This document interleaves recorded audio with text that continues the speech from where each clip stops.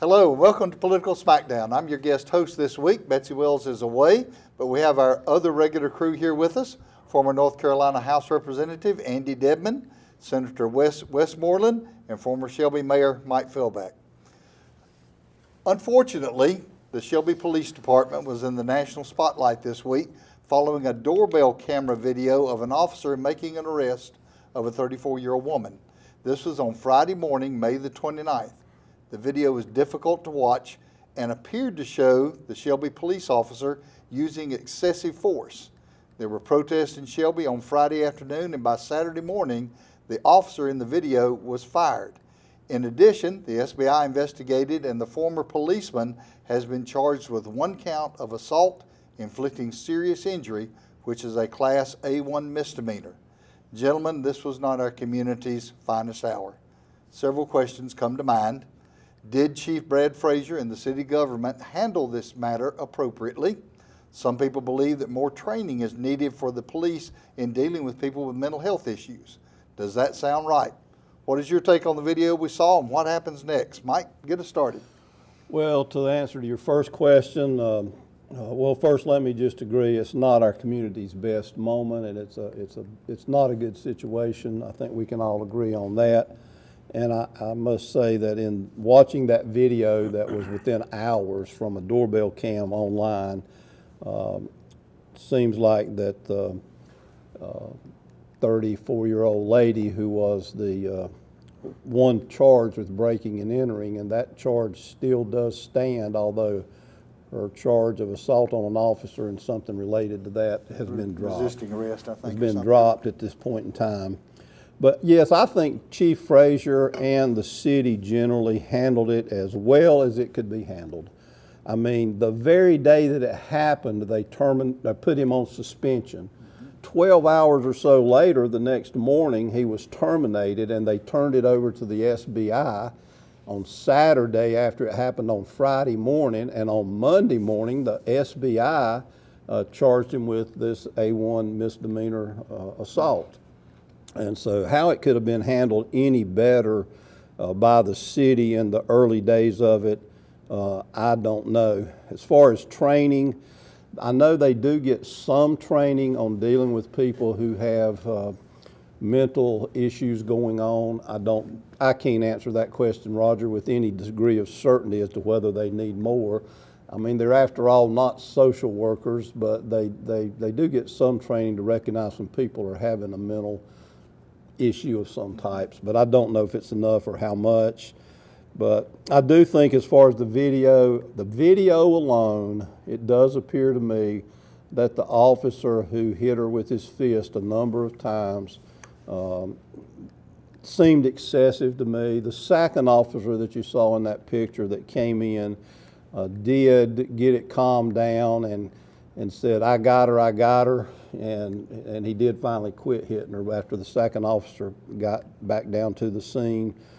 I will say this, the Supreme Court decision from a Charlotte case that originated, and goes back to 1989, makes it clear that when officers are charged or sued, that you have to not just look at what we saw, that immediate impact video, but you need to know what the situation was that led up to it, the Supreme Court said, and how the officer had to react or felt like they had to react in the heat of the moment.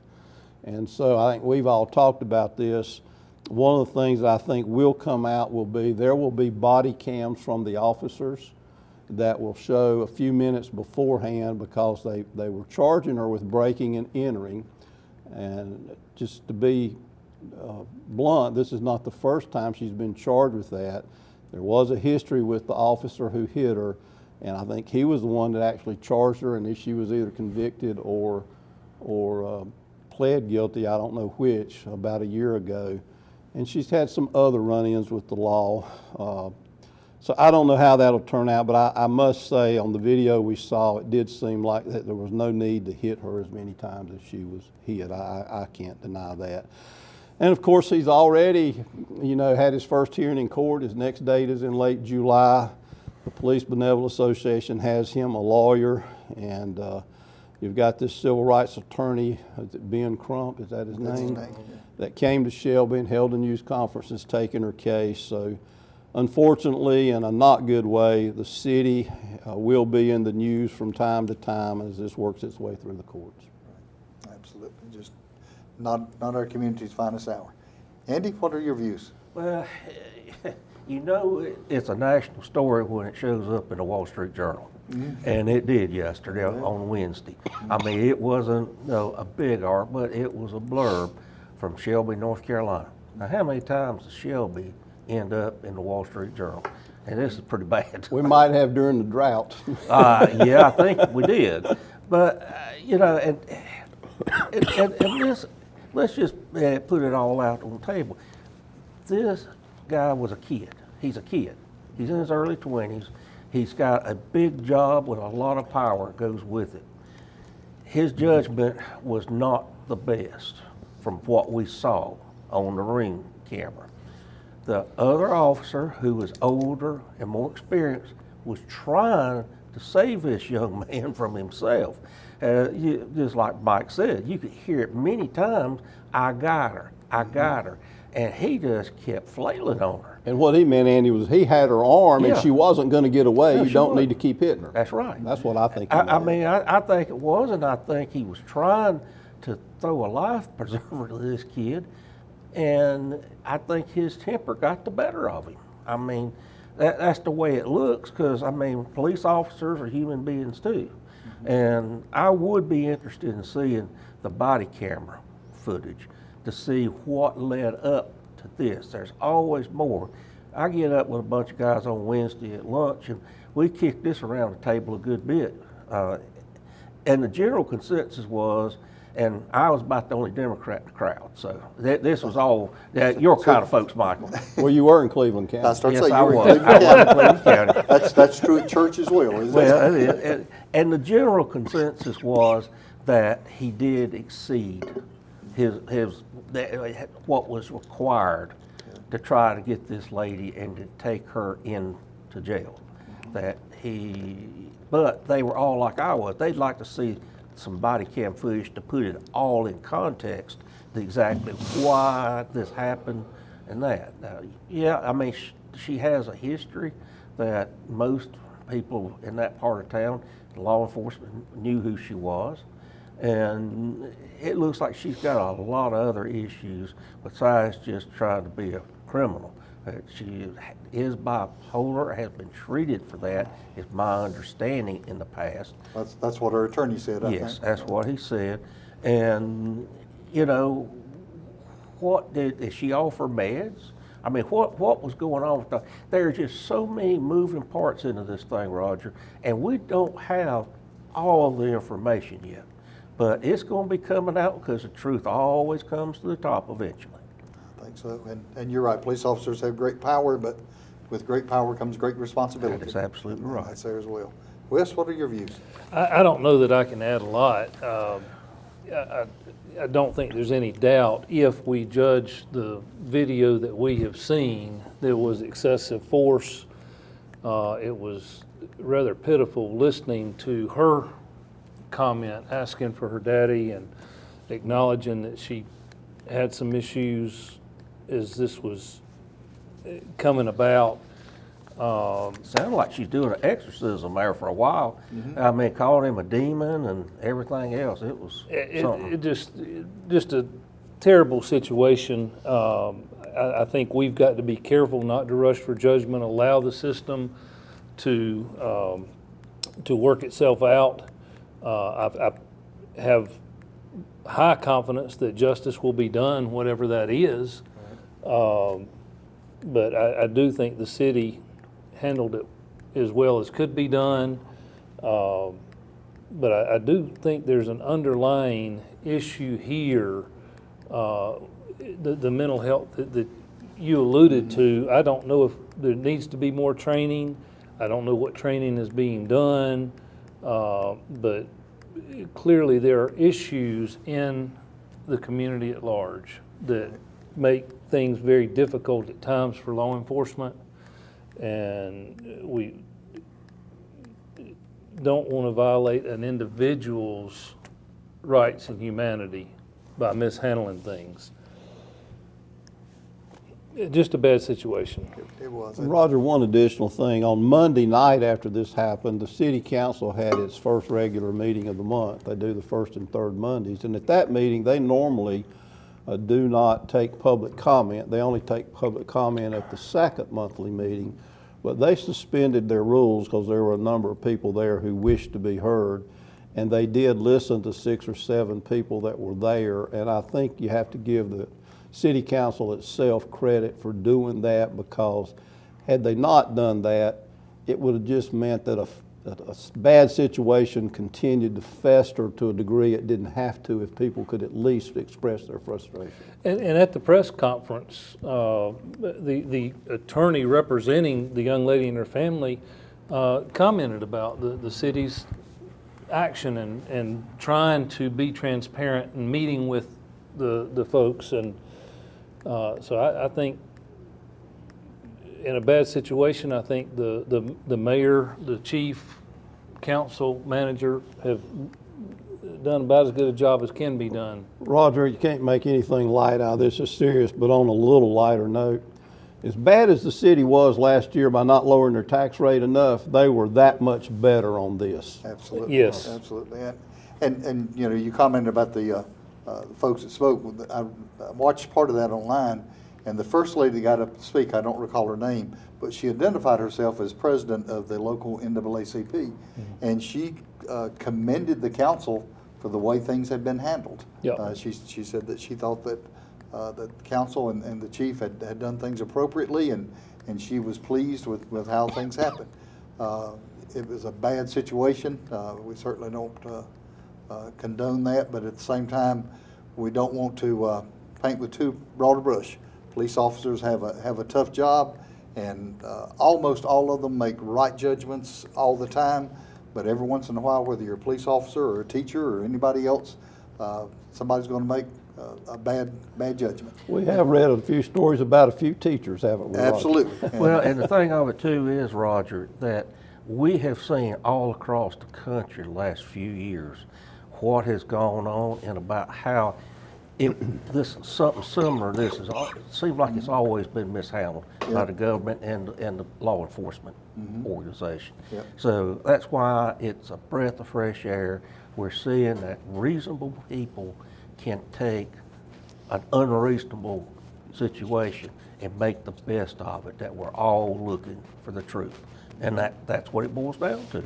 Absolutely. Absolutely. All right, well, we'll be right back right after these messages.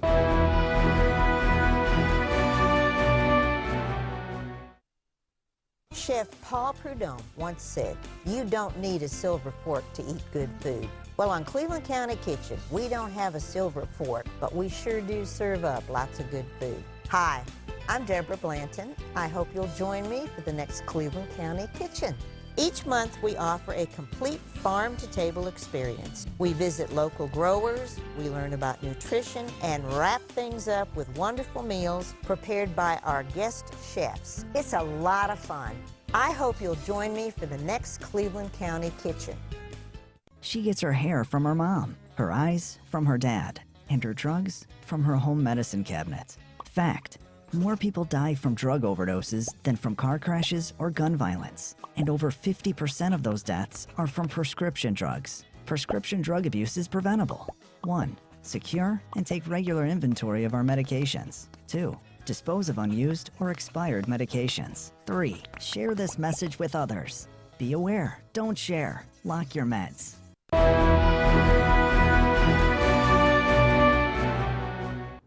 Welcome back. Let's talk about something different for a few minutes. Let's talk about House Bill 301.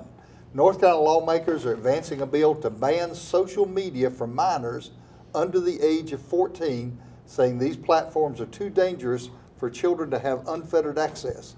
The bill has already passed the North Carolina House, and there seems to be overwhelming support. Brings up several questions in my mind. First, is it a good idea? Secondly, is this the proper role for government, or is this the parents' responsibility? How will they verify a person is over the age of 14? My grandchildren tell me that TikTok currently verifies by simply asking you, when's your birthday? What are the penalties if the social media ignores the law? Wes, you've always been a great believer in personal freedom and government staying out of people's lives. What's your take on this? Yeah, that's not going to change today. All right. No, I don't think this is a good bill. I think parents are the key when it comes to children. This bill's 9 pages of legalese. Now, if you want to address the problem, it shouldn't take 9 pages to do it. It requires age checks. The methods used have to be used to protect the personal information. It cannot be repurposed, retained, or shared. It doesn't prescribe the methods on how to collect it or what that is or how the compliance with not sharing the data is going to be audited. I think sharing the data on young people in their age is probably as important as anything they're going to be exposed to on the Facebook and these social media sites. And there are plenty of workarounds. Kids today, your grandchildren, they run computers like we ran pencils and pens. Many sites like Facebook and whichever one you mentioned, TikTok, yeah. TikTok already have some degree of control and are working to increase that. I know Facebook's got a new plan out to create a different system for younger people. And there are plenty of parental controls that can restrict sites and content on the specific computer or phone from home. And I think that's by far the best way to do it. The other, I think, strong argument to not creating a law like this, once the law's created, quite often parents tend to think, well, the government's got this under control. There's a law in place. I don't need to worry about what my kids are looking at. And that's not the case. The parents have to be involved and be aware, and I think that level drops when it's perceived that the government's taking care of it. Other big issue in this bill is AI safety, artificial intelligence, which is a completely different issue. I don't think it can be addressed at the same time in the same way. I didn't understand why it was in the same bill. That doesn't make any sense to me.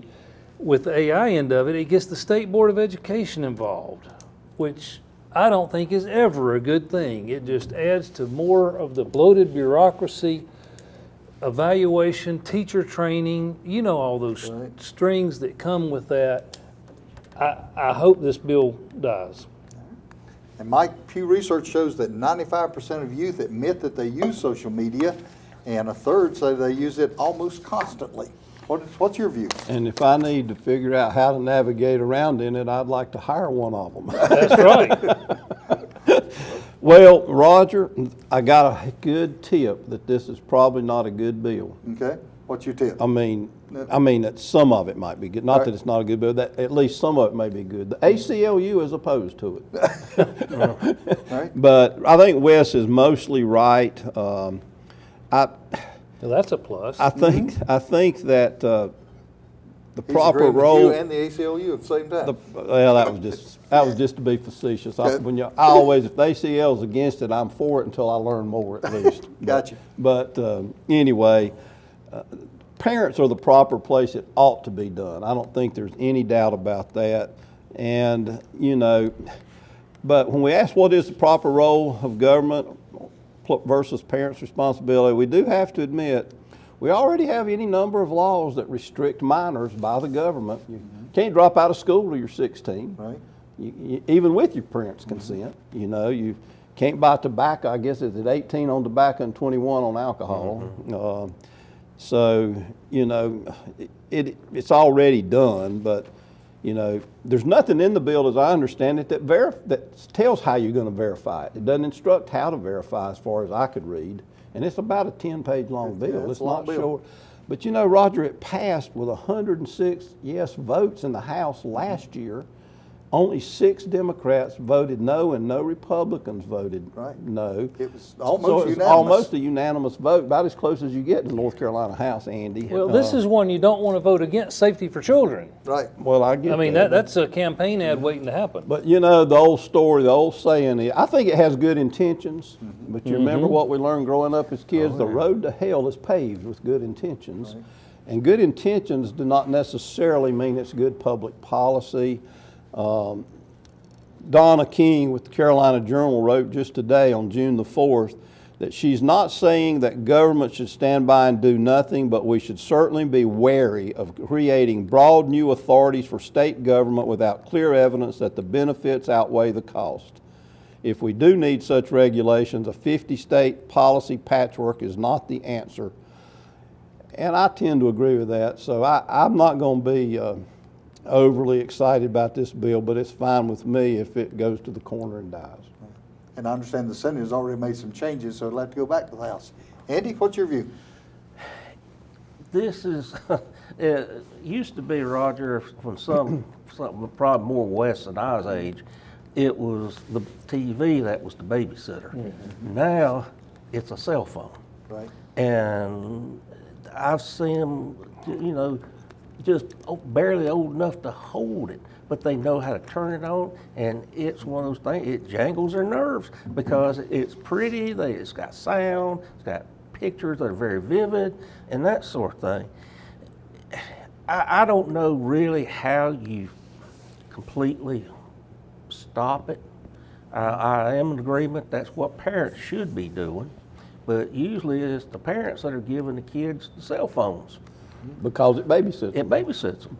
And that's the other thing. And you know, we've had some discussion here about how do you verify it and all like that. Well, there are software out there that they use to keep minors from, you know, trying to buy alcohol online or into adult websites and that sort of thing. Right. How good is all that? I really don't know, but it's something anyway. So I don't know, it's just one of those things that parents have got to take charge of themselves and watch their children and what they're doing on the phone and on the computer. And it's hard for parents because most of the time the kids know more about the technology than the parents do. They do. And that's hard. All right, well, let's move on to another topic then. You know, you really can't have a serious political discussion without saying something about Donald Trump. The president has lost a series of cases in court recently. He seems to be losing one after another. The Supreme Court ruled that Trump's tariffs are illegal. A federal judge ruled that the $1.8 billion slush fund was illegal. And then a few days ago, U.S. District Judge Christopher Cooper said in a court filing that Trump's name must come off the John F. Kennedy Center in Washington within 14 days. Naturally, the president took that news about as well as you would expect, but then seemed to say he was backing down, but then I heard this morning he was not backing down. What's going to happen with the Kennedy Center, Andy? Has Trump gotten bored? Will he appeal? And a larger question, why is Donald Trump losing so many federal court cases? Well, what's Trump going to do? I mean, that's a $64 question on any given day. But it seems like finally enough is enough. People are seeing that he has overreached, like with the Kennedy Center. Why would you want to? He was going to close that thing down for 2 years and completely remodel it. But before he did start it, his name had to be on there. And I just thought that was kind of ridiculous. He is still a potent guy in the Republican primaries. There's no doubt about that. Right. I mean, there hadn't been, I believe, one that he didn't endorse that's been able to win this week out. I believe it was California. Well, one in Iowa, I think. One in Iowa, Iowa, okay. Yeah. And so they're having to be Republicans are being very careful about this because they don't know when is the MAGA movement finally going to just go the way of the dodo bird. I'd say as long as Trump is viable and is sitting in the White House, it's probably going to continue on. But he's not going to stop anything he wants to do. He wants to put this giant arch in Washington. He's already tore down half the White House, and I didn't know he even had a chance of doing that. I mean, that's public property. I mean, you got to have somebody, a consensus on it. So to answer your question as quickly as I can about it, I think he's losing a little bit, but he's a long way from being powerless at this point. I agree. Wes? You Democrats, you're always so critical of Trump. I bet you don't like the new $250 bill either. But you don't. Two of those buy you a tank of gas. You've got to look at what President Trump is accomplishing. He's increasing jobs and growing the economy by keeping the sign makers and installers working, not to mention the starving attorneys involved in these cases. He's won a war of choice at least 6 times in the past year. I think that's a total of 20 wars he's ended since taking office. And in spite of inflation, gas prices are only 30% higher than they were a year ago today. Well said. Well said. Can't argue with that. Michael, you want to follow up on that? I wonder if our audience understands, what do you call it? Tongue in cheek? Yeah, whatever. Anyway. Well, the Supreme Court in tariffs, he found a way around some of them, if you remember. Not all of them, but some of them. I think when the slush fund was blocked, they said Congress could establish it, but not the president, the court did, which I think was right. About the Kennedy Center, who named the Kennedy Center the Kennedy Center? Was it Congress? Congress did that. So what logically follows? Only Congress could rename it. So that makes sense that would go away. And, the reason Donald Trump is losing some cases is because he operates at the edge, he wants his way, and the law is what Trump says it is till somebody with the authority tells him it's not, and Congress has not been able to do that to this point. Or not willing to. One or the other. One or the other. All right, let's go to the lightning round. Mike, get us started. Well, I have an interesting one this week. The town of Bowling Springs met on June 2nd and had a rather interesting discussion about their liability and property insurance. Now, Hamrick Insurance Company has had it for a long time, apparently without quotes.